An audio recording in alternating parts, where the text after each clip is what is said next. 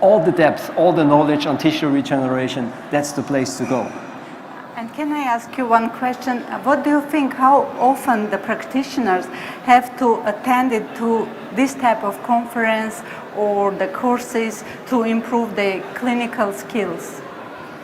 So, some people have the feeling that this is just for top-level specialists, but actually we provide education for all the different levels of expertise.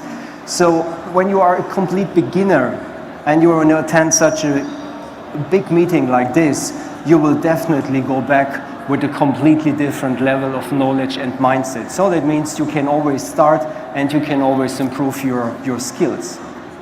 And for the practitioners who have a good experience, it is also recommended to be here.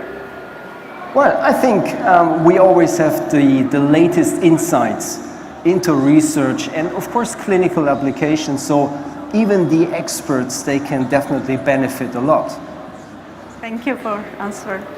Frank, I'd like to ask you about the future of the osteology, because the COVID pandemic has great impact on the environment of the research and the education. So as a president-elect, so what's your vision for the osteology and how will it be developed over the next years?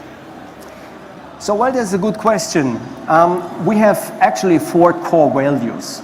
And the 4 core values include, of course, we love what we do. So we have the regeneration in our genes, and this is the fundamental point for future developments. The second, we continue with even more advanced support for researchers, so research grants. So we go in further directions to provide even more and better research programs.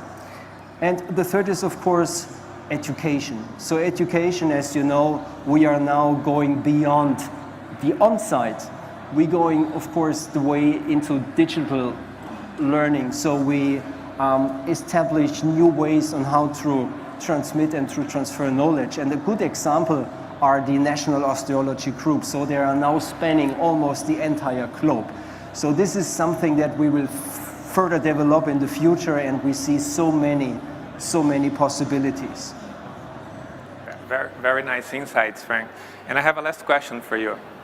Actually, we are talking in a few minutes with the scientific chairs from the program, yes, and we are discovering or learning a little more about it. But in your opinion, what is the highlight of the program of this event? So there are so many highlights at the same time. So the entire symposium is one highlight. So my personal highlight is, of course, tomorrow, the live surgery. A live surgery is always a big event, but this is not the only highlight. For me, the highlight is that we cover so many areas on oral tissue regeneration that go beyond what you would expect. So oral tissue regeneration is everywhere, so in all the different disciplines. And this is what we cover here, and this is my personal highlight. Frank, thank you very much for your interview, and looking forward for your tomorrow lecture and live surgery. Thank you so much. Thank you so much for your support. See you. And I want to invite Pamela. Our next invite, it's Pamela K. McClain, or Pam. She told us we can call Pam. She's a periodontist, very well succeeded, working in Colorado. Am I right? Yes. Yes. And I will also invite Istvan Urban, most probably one of the most talented and experienced surgeons worldwide. I'm sure he doesn't need any type of introduction. And my first question, Istvan, goes for you. How are you? I mean, I saw on Instagram that you were kayaking to Barcelona. Yeah, I got here. Yeah, just now, just on time? Exactly, yesterday. Was it pretty exhaustive? Was it okay? Yeah, it was fine. He doesn't look exhausted. Doesn't look, yeah, not even sweat. I'd like to ask you about the scientific program. Actually, recently I heard your podcast episode, The Legend Oral Regeneration, and that you were super busy with private practice and family. So could you explain a bit more about how you developed this program? For example, when did you start and how did you make it? Well, actually the development of the program started shortly after the last symposium, so that was 2019. By 2020, January of 2020, we already had a vision, we had a template, we started identifying courses and speakers as early as January of 2020. But something happened, and our face-to-face meetings stopped as of March of 2020. So from then on, it was a lot of work through Zoom calls, emails, incredible collaboration with the chairs, with the staff, with the education committee and the entire board. So there was a lot of support, but it took a lot of work to do that in a way that we're normally working face to face. Right. I think in this program, it's really the entire board, but also the staff. I mean, we have such a great support from the staff. And so I would say for me, the most credit goes to them. Absolutely. Absolutely. Istvan, I want to ask you another question. How you choose the topic for the scientific program? This is also important to understand what's the driver to choose. I think we wanted to give a balance in terms of different types of topics in hard and soft tissue regeneration, and also different types of levels, and really the key interest that everybody's facing in their offices day by day. So, for example, not only the very large defects, but also, you know, the compromised extraction socket therapy, which is, and the peri-implant defects, and so complications. These are all we face, you know, on a daily basis. And so I think, you know, I think we're very, very comfortable with the program, that it's really widely based on regeneration. Yes, today we saw in the morning 3 different opinions from Daniel Buzer, Uli Grunder, and Giovanni Zucchelli. They talk about the same thing, but so different corner of view. But it was so helpful for clinicians to find out what they like and what they could realize. And tomorrow you will have a live surgery, and this is very interesting for me at least, part of the congresses. How do you choose the patient for live surgery, and what do you feel when you provide the surgery and 1,000 eyes look at you? So, yeah, it's a very, very good question. So first we wanted to try to find a patient here in Barcelona. And that was a patient, but you know, probably not the most ideal for the topic.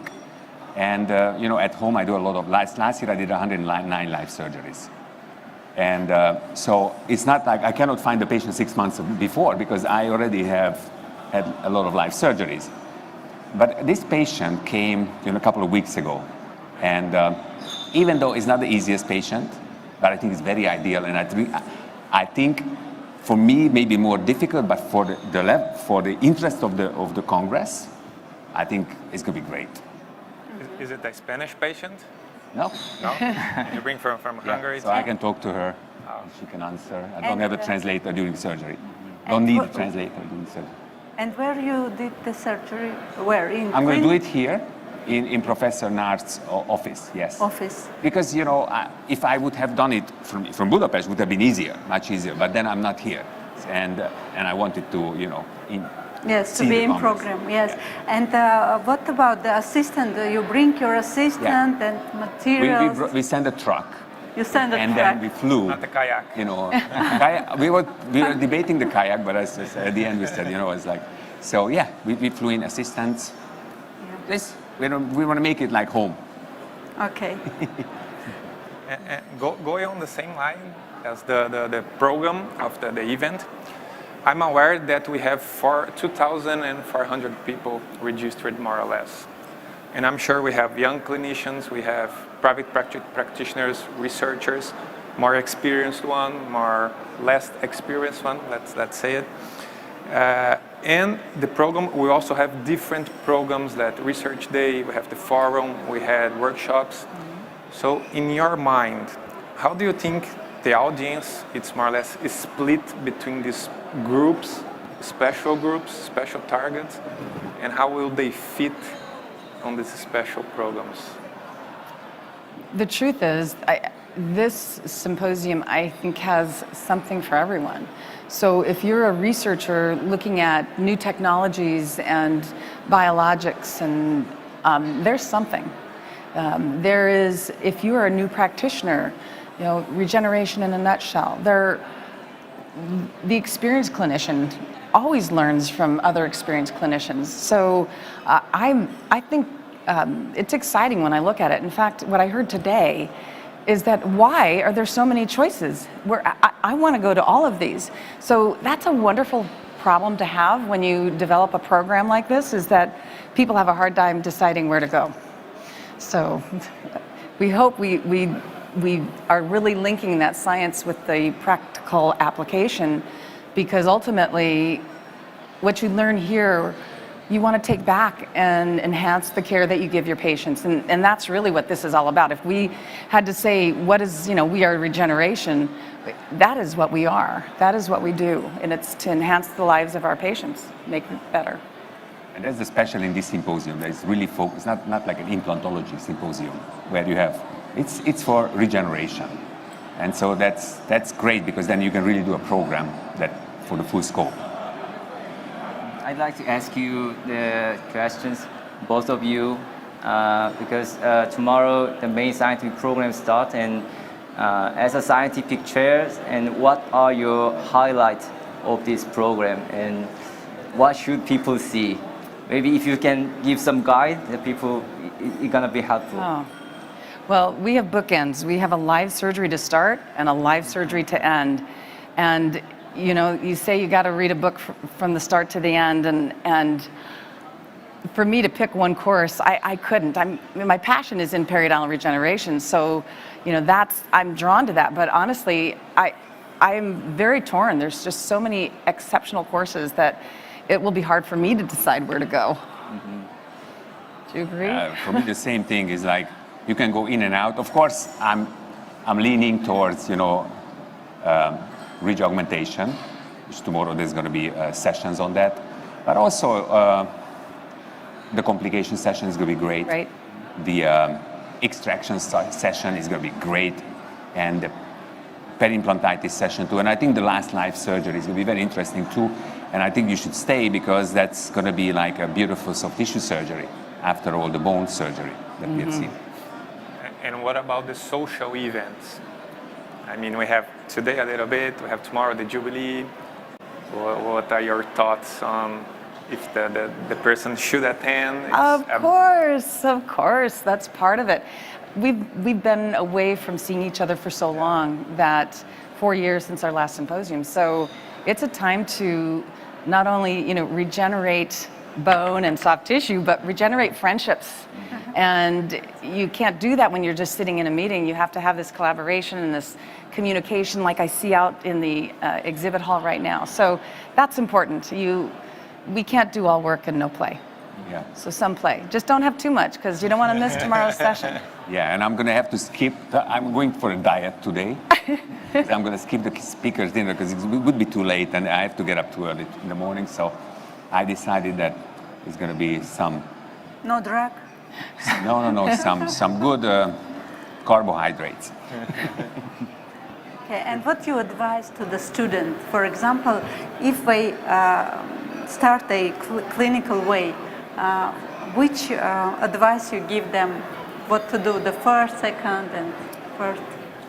In terms of the programs? In terms of to go deep into the regeneration procedure and something like. I think it's important that if you have a strong interest in something, that's where you should go. I mean, I do like to have that broad scope of education, but if I'm really passionate about this particular aspect, I will, and that's what I did in my practice. And part of that is just family history, but you know, concentrating on periodontal regeneration, and that makes it exciting, because nobody can be an expert in everything.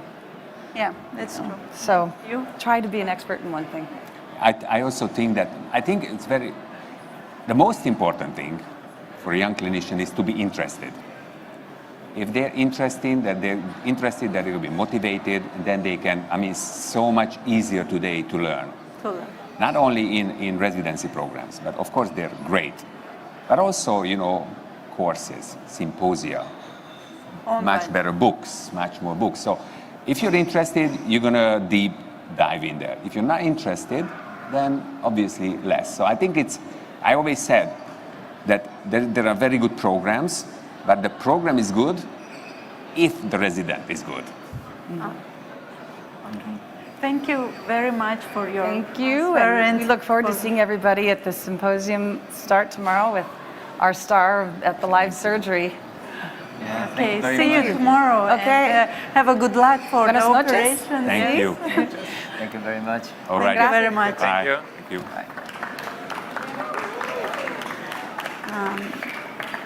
Done? You have to finish.